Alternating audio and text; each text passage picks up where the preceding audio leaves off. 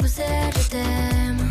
Tu m'as fait manquer. Bruxelles, je t'aime. Bruxelles, je t'aime. T'es ma préférée. Bruxelles, je t'aime. Bruxelles, je t'aime. Hello there, welcome to Bruxelles, je t'aime, Euronews' weekly talk show where we zoom in on some of the stories in the news this week and check, of course, what's at stake for you and for Europe. I'm Maeve McMahon. Thanks for joining us. Coming up this week, all eyes on Poland. The country known as Ukraine's biggest cheerleader has been praised for welcoming over 1 million Ukrainian refugees, but turned heads recently for certain comments, weakening their support to Ukraine. We take a closer look at how grain is tearing allies apart and what this all means for EU efforts to end the war. And EU ministers agreed this week on their position on new regulations for cars in Europe. Known as Euro 7, the new emission standards would come into force in a couple of years. NGOs are upset, though, say the watered-down compromise could be a disaster for air quality and puts profits before our health. But countries like France, Italy and Czechia welcome the compromise and say it protects their crucial car industries and, of course, jobs. Our panel this week is Vlad George, Romanian MEP from the Liberals, Renew Europe. Hello, thank you for having me. Great to see you. Tina Akvediani, Research Fellow with independent think tank SEPS. Thanks for having me. Good to see you. And Jacob Funk Kierkegaard, Senior Fellow with the American think tank, the German Marshall Fund. My pleasure. Glad to be here. Well, lovely to see you all. Thank you so much for joining us. And before we get your views, though, I just want to tell our viewers why the Polish Prime Minister's name, Mateusz Morawiecki, came up a lot this week in Brussels. A sharp foreign policy U-turn in Poland. Once among Ukraine's closest friends, Polish Prime Minister Mateusz Morawiecki has now decided to stop arming Kyiv. Instead, he said he will prioritize domestic defense. The move comes amidst a row over a ban on Ukrainian grain imposed by Poland and other eastern EU states, which claim the import of the crop presents a threat to their farming industries. For Ukrainian President Volodymyr Zelensky, the move is mere political theater. Critics accuse the Polish government of attempting to woo farmers, a crucial voting bloc for the incumbent party, ahead of next month's parliamentary elections. As the Russian invasion of Ukraine enters its 19th month, we ask if cracks in Europe's support for Ukraine are beginning to show.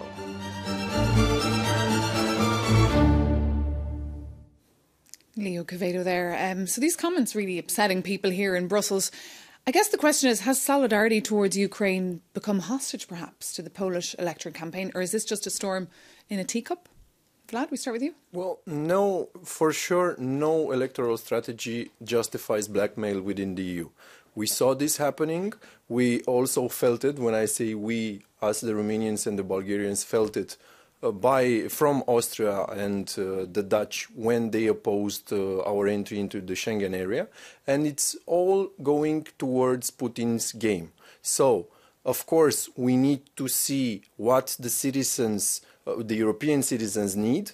All the measures, when we help Ukraine, we need to help us as well. But when the Commission is saying that they don't have the money, in this case, to help the farmers, why don't we have the money? Well, let's look at the Russian assets. We are continuing to help Ukraine with our money, but we have the Russian assets in Europe and we don't do anything about that.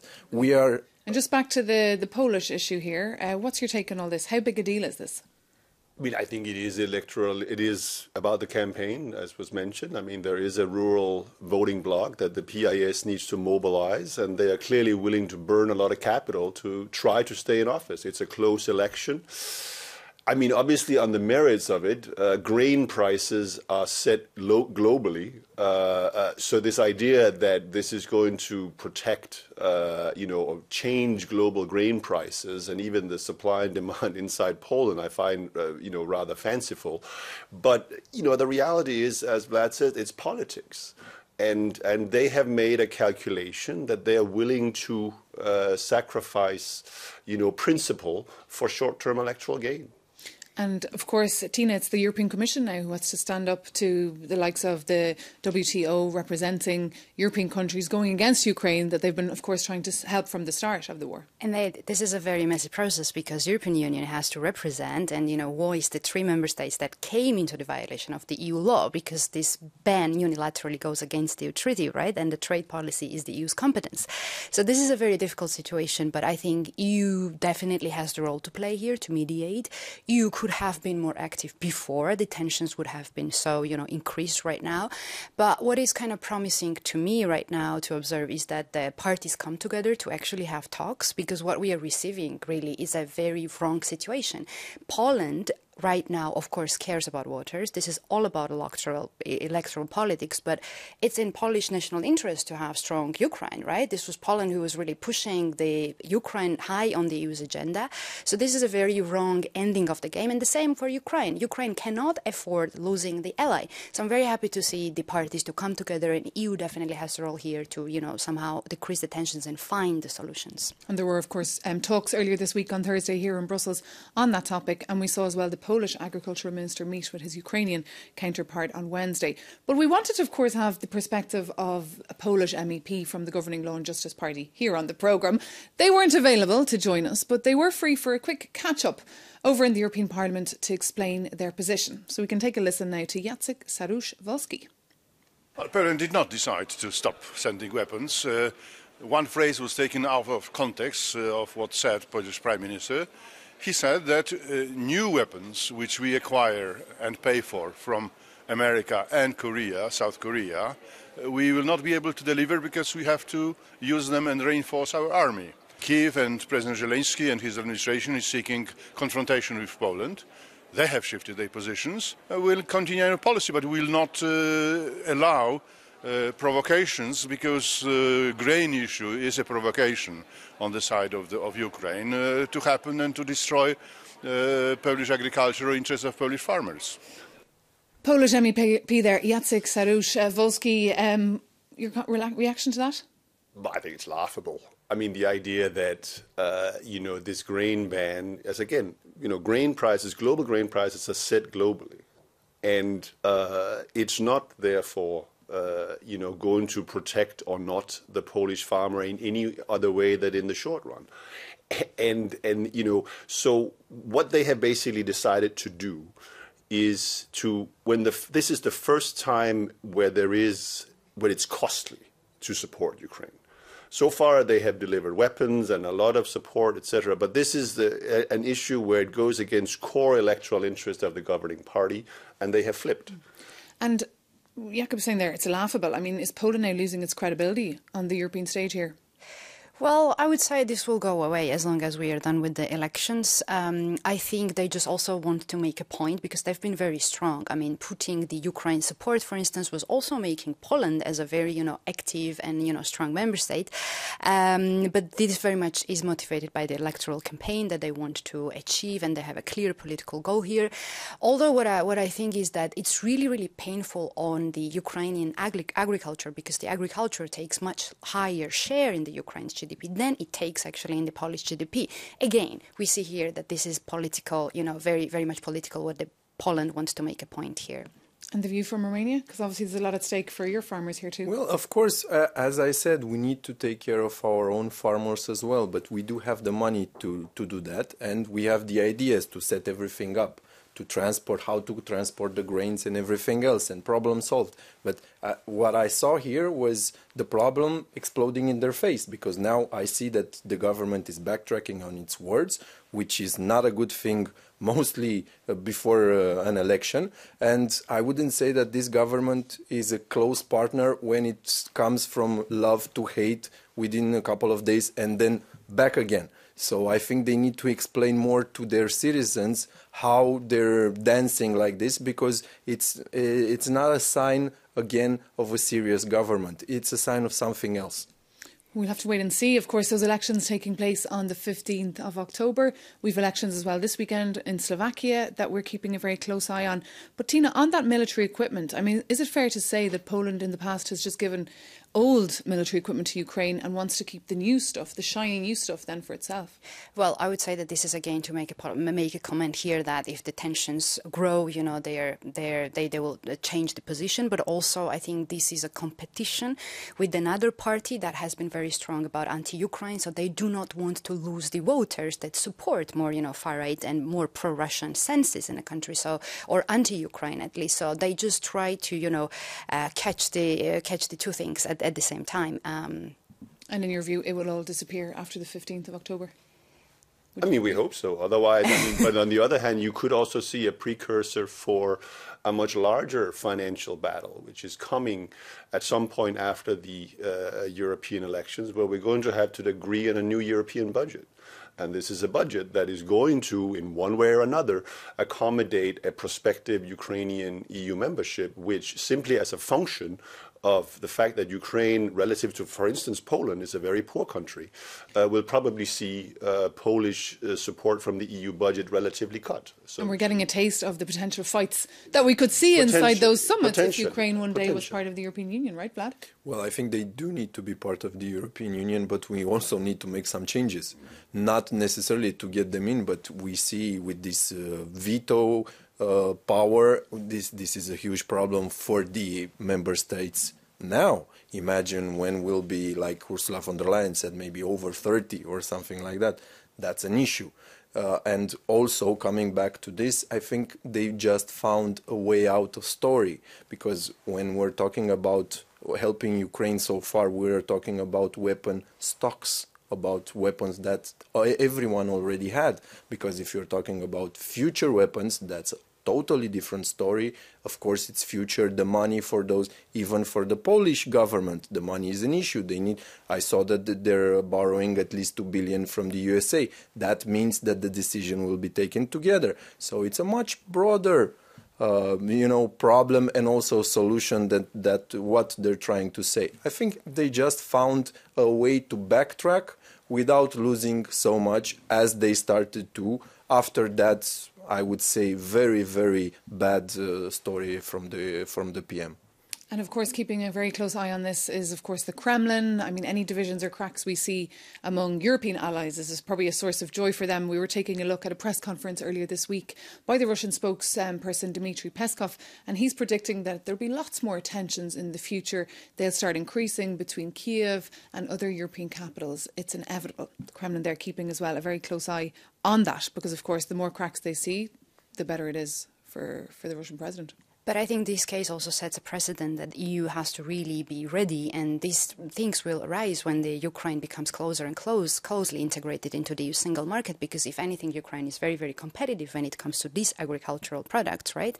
So this gives, I think, a good exercise for the EU to think how, the Ukraine should be integrated in a single market and what should be their tools and mechanisms for more flexibility if the issue had to come that way, that we should also protect the farmers in another EU member state, right? And in that way, I think looking for the solutions such as licensing or helping Ukraine to find other trade destinations, to reach, to extend its destinations for the export is not a bad thing in the long term. So, but it will be certainly challenging.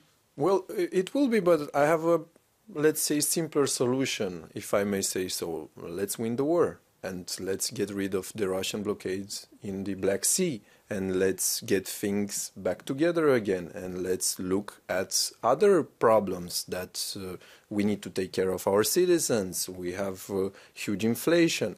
So this is all caused by Putin and his thugs. So we need to solve that problem. Everything else is below and because of that, and we need to see that. And to solve that problem, we need to help the Ukrainians, because they are the ones who are fighting the war. And with this type of messages, we're only benefiting Putin, because he's saying, look, you see, I told you, we just need to keep on pushing and then they will just give up, which is not true. And but it doesn't help. It should end soon, right before the American elections next year, because, of course, if something changes there, well, I Europe think will be there's left no alone. doubt that that's Putin's probably best strategic bet, is to exactly do that. Hold on and see what happens in the United States in November, and maybe he gets the wind in his back. You never know.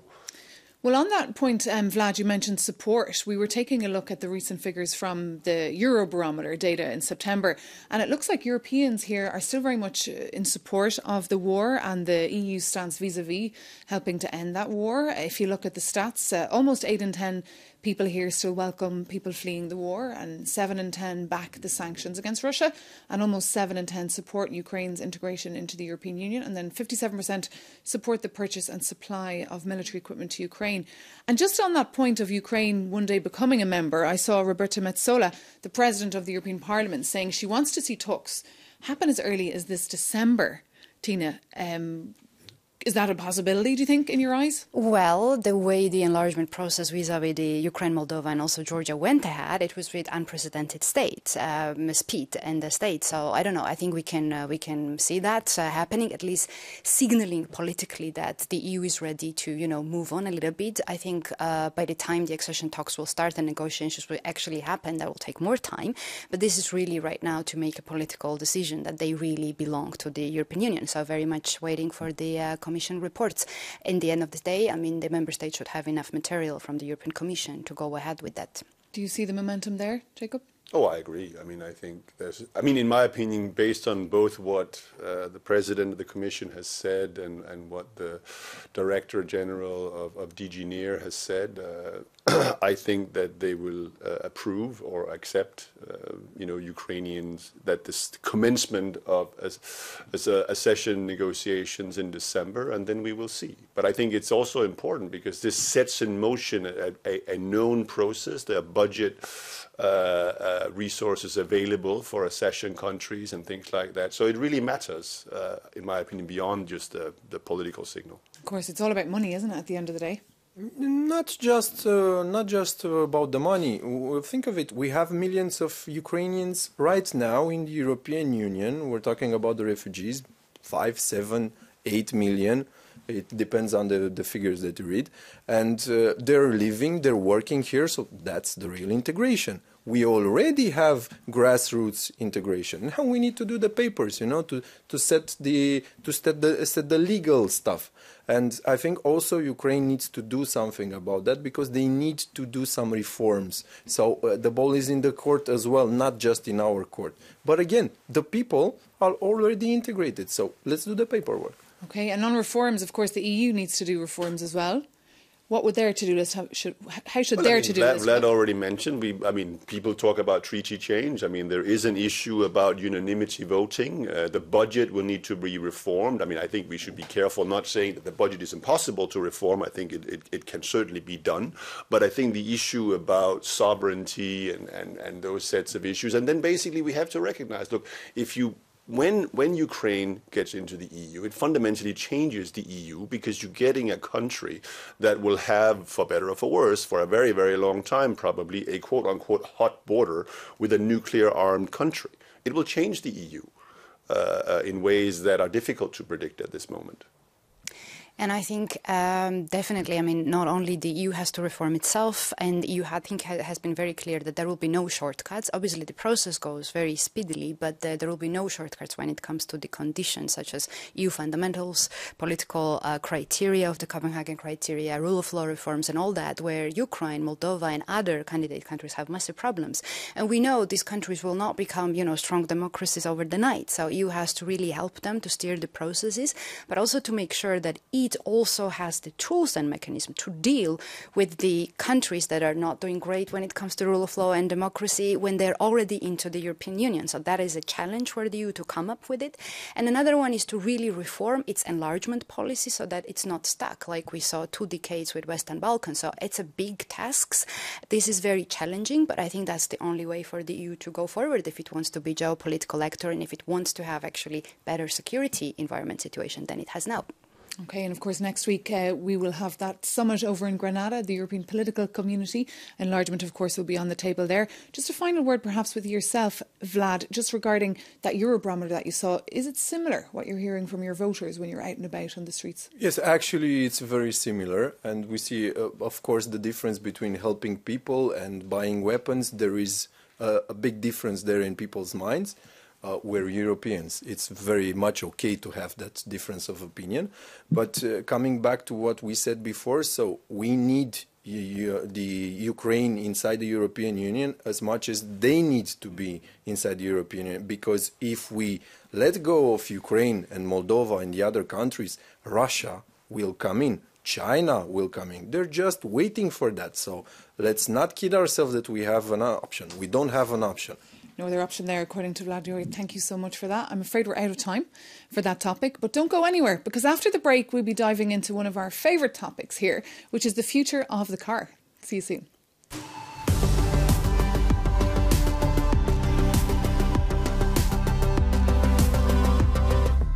Welcome back to Brussels, my love, Euronews' weekly talk show. I'm Maeve McMahon, and along with Vlad George, Tina Akhvediani and Jacob Kierkegaard, we're taking a look back at some of the news stories of the week. And one that struck us was all about road transport, as it is the largest cause of air pollution in cities today in Europe, according to European Commission data. Well, back in November 2022, the Commission did float a plan, a slice of the European Green Deal, which is known as Euro 7. The proposed regulation would set emission standards for cars, vans, buses and trucks. And this week we saw ministers from all the EU capitals agree on their negotiating position. But if you zoom in, it's much weaker than the original proposal that was put out there back in 2022. It says it will keep existing emission limits for cars and vans and just lower emission limits for buses and trucks. So, Jacob, NGOs are fuming. Countries like France, Italy and Czechia had said, though, that there was just too much at stake for their industry. Do you agree? No, I agree mostly with the NGOs. I mean, I think if you look at where the car industry is going, it's going electric, whether we like it or not. And this idea that giving extra time is ultimately going to save the car industry as we know it, the internal combustion engine as we know it, in these and the supply chains that this industry embodies, is a fallacy. It may help the industry survive for the duration while the current politicians are in office in these countries, but it does absolutely nothing to save the long-term future of the car industry, because it is electric. Well, it's going electric, but still, Vlad, we'll still see diesel and petrol cars on the road until maybe 2050, old cars. Yes, but let me tell you about another piece of story from this week.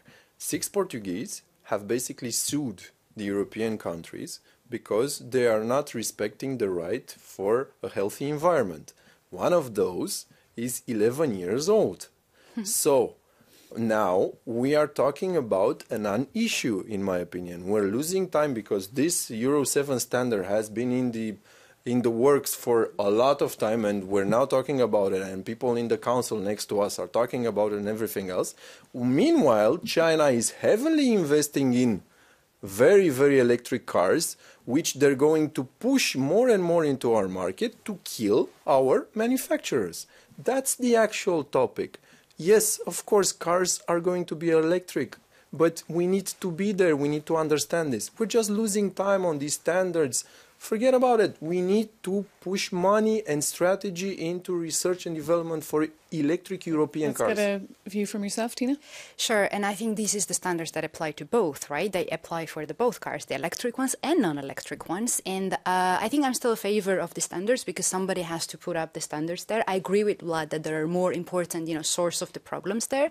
However, with these, sets of rules, has the ambitions to be the first one, in the world to set the regulations and the standards for the non-exhaust emissions, which is not a bad precedent because the other countries, the big economies such as China, Australia, Brazil, tend to follow this regulation. So we have a better impact on environment in general and good spillover, effects. But I very much agree with Vlad that there is more on stake, that EU is also losing the time because China is heavily investing in there, and R&D is a key thing. And one reason as well is because the EU countries are not agreeing as well. I saw this week Ireland abstained actually on that. Denmark was furious, I understand, and so was the Netherlands. But obviously the car industry were pleased for now, and we had a chat with Sigrid de Vries. She's the Director General of the Association of European Cars, and she said that this week's decision was, quote, a step in the right direction. The Commission proposal was rather disproportionate driving high costs for industry and also for consumers, for customers, with limited impact on the environment. And it was this proportionality that we found really important. And let's not forget the bigger problem is really all these older vehicles still on the road, and fleet renewal in combination with rapid electrification of cars and trucks, and that's happening as we speak, can reduce emissions by a far greater extent and have a larger impact. So we believe we need to invest where it makes sense. Sigrid de Vries there. Jacob, so I guess we'll just see a lot of this stop and go for the next couple of years as this European Green Deal tries to get done. Yeah, I mean, it's going to hurt. I mean, people are going to lose their jobs on this. There's no doubt that if you look at the supply chain for an internal combustion engine, there are many more moving parts. It's much more, quote unquote, technically difficult, actually, to manufacture than an electric vehicle. So the car industry, in terms of employment, will be scaled down. There's no doubt about that. And that obviously has political consequences.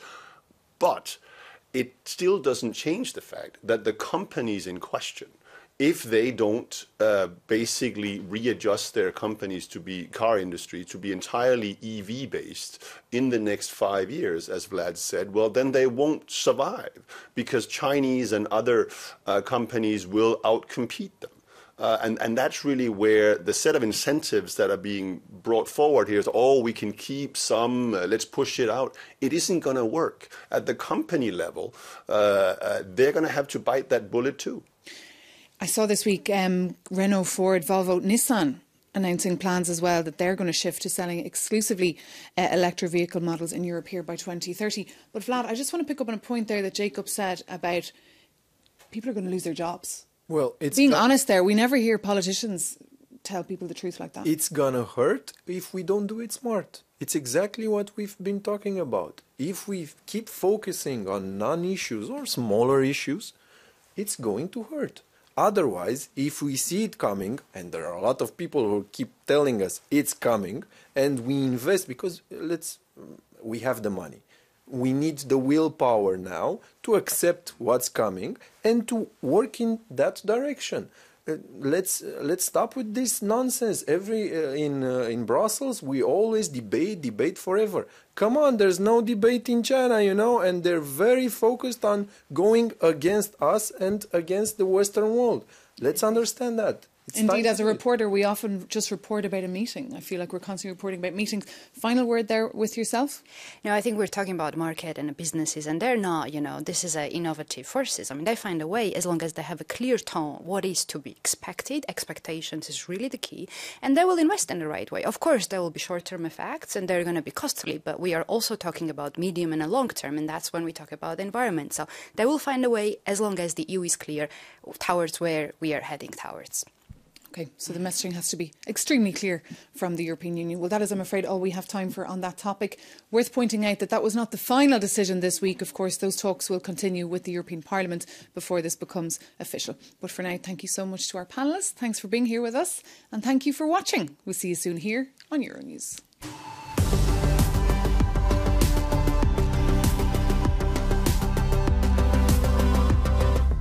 Hello there, welcome back to Brussels, my love, Euronews' weekly talk show.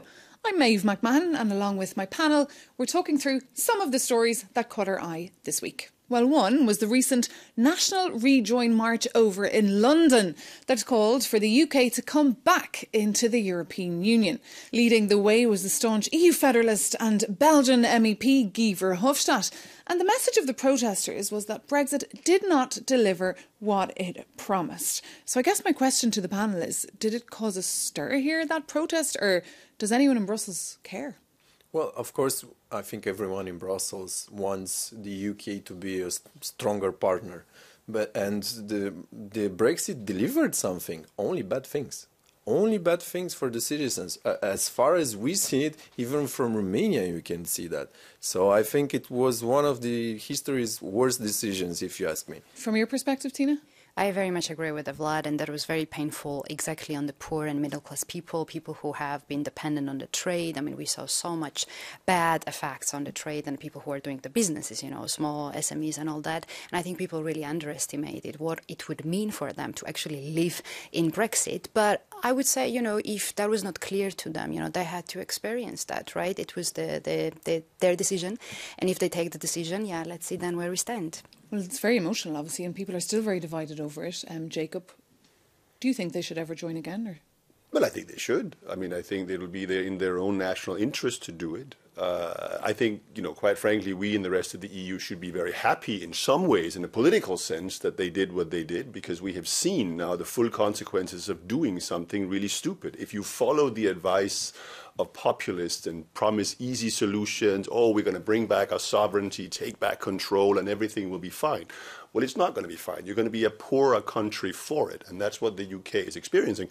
But I think they should come back, but they should also realize that it'll be a different EU that they're joining. And, we can ask ourselves, would it have been possible, for instance, to do Next Generation EU in 2020 if the UK had been a member? Would they have blocked it or not? We don't know. But what we do know is that the EU that they will be joining will be a very different one than when they left. And they will be a relatively much poorer country within that EU as well. Well, obviously there was no comment, Jacob, from anyone official here in Brussels on that march, because the EU's focused so much as well on enlargement, as we said earlier. But we did want to know what people here in the streets of Brussels felt about this topic. So we took to the streets of the capital city to ask if one day the United Kingdom should join the European Union. Here's their humble opinions. I was anti-Brexit from the start. I'm from Ireland, I'm from Dublin. And yes, I'd be more than happy to see the UK rejoining, because I think they're a benefit more than a loss. Absolutely. It does. I think it might depend on the EU whether they want to have the UK back in, unfortunately. I don't think it'd be quite as easy as the people who were protesting think it would be. I would be delighted to see them back, because they are belonging to Europe and they are inside and not outside. Living in the UK all these years, it doesn't bring any benefits to the UK, no? I think economically it would be more beneficial, because if you look at the import and the exports, everything would run way more smoothly. I just think that internationally that's where they belong, and being separate is isolated. I feel very strongly about it, yes. That it was a mistake. Yes, but without any special exception this time. Meaning that last time they got a lot of special deals. They were not happy, they left. If they come back, they should not have these exceptions. So pretty clear answers there. Everyone's saying they want to see the United Kingdom join the European Union again one day, but the last man very clear that it should be on the EU's terms and not on the UK's terms. The good thing about the UK is that it's going to be very easy, right? They're in compliance with the EU laws. They are still voluntarily in compliance with the new EU laws the EU adopts, actually. And their core is really European, right? They have a strong links with the EU. That will be easy, but we have to see really the political will on the UK side and on the EU side, and where EU will stand by then. Giving up their currency, I think, would be a massive challenge. But I'm afraid we've run out of time to get your view on that, but thank you so much to you all for being with us here. If you'd like to reach out to us, any comments on anything you've heard today or anything you'd like us to dive into, our email is brusselsmylove@euronews.com. You can also find us on social media. But for now, thanks for watching. See you soon.